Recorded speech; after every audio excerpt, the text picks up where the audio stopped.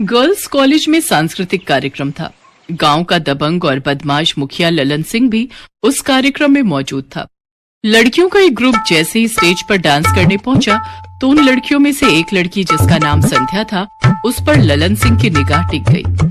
वाह, क्या डांस करती है ये लड़की। इसकी एक एक हरकत मेरे दिल की धड़कन बढ़ा रही है।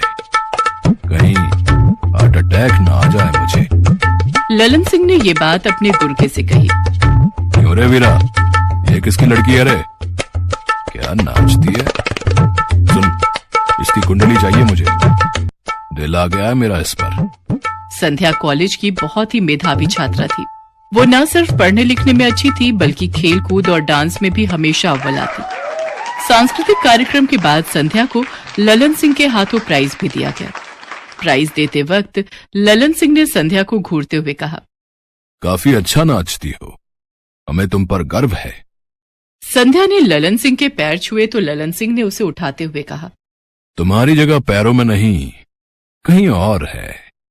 बात आई गई हो गई, लेकिन ललन सिंह के दिमाग में संध्या घूमने लगी। उसके गुर्गों ने पता लगा लिया था कि वो रतन की बेटी है और उसका घर पुराने तालाब के पास है। उसकी मां नहीं है, रतन खेतों पर ही रहता है, तो आप कभी भी उसके घर पर जा सकते हैं लल्लन भैया, और जो करना हो कर सकते हैं। ललन सिंह बहुत ही अय्याश और बदमाश किस्म का आदमी था। औरतों और लड़कियों पर न सिर्फ बुरी नजर रखना बल्कि उनका शोषण करने में भी वो पीछे नहीं रहता था। उसने कई सारे गुंडे पाल रखे थे जिसकी बदौलत वो चौड़े होकर ये सब काम किया करता था। एक दोपहर जब संध्या के पिता घर पर नहीं थे तो ललन सिंह उसके घर पर पहुंच गया। ललन सिंह को देखकर संध्या चौंक गई। अरे मुखिया जी आप? संध्या, वो क्या है ना, मैं इधर से गुजर रहा था तो सोचा जरा तुमसे मिल लूं, तुम्हारा नाच देख लूं। बात यह है कि जब से मैंने तुम्हारा नाच देखा है, वो क्या कहते हैं अंग्रेजी में, हाँ, फैन हो गया हूं। सुनो ना, तनिक कमर मटका कर दिखाओ ना। ये कहकर ललन सिंह ने संध्या का हाथ थाम लिया।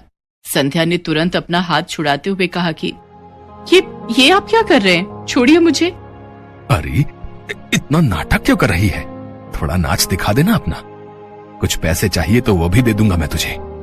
ये कहकर ललन सिंह ने अपनी जेब से नोटों की गड्डी निकाल ली और उसके हाथों में देते हुए बोला, ये ले, और चाहिए तो और दूंगा, बस मेरे मन की मुराद पूरी कर दे।